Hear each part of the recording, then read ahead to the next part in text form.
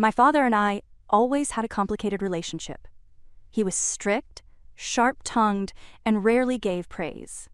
Still, I thought my wedding day would soften him.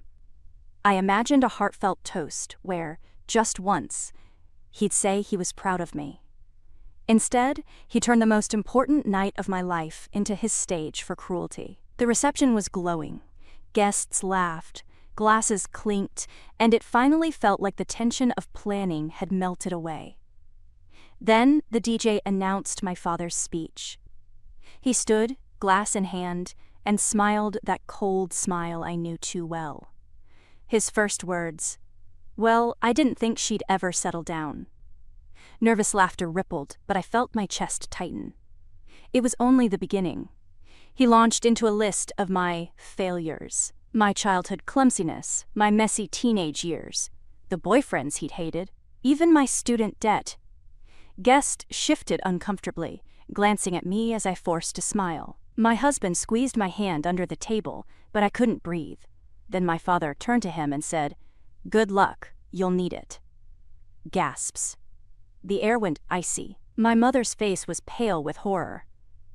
I excused myself mid-speech, leaving him at the microphone, alone in front of 100 silent guests. The DJ killed the mic, but the damage was irreversible.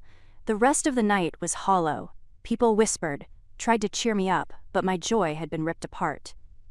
My father had turned my wedding toast into a public character assassination. After the wedding, I stopped answering his calls.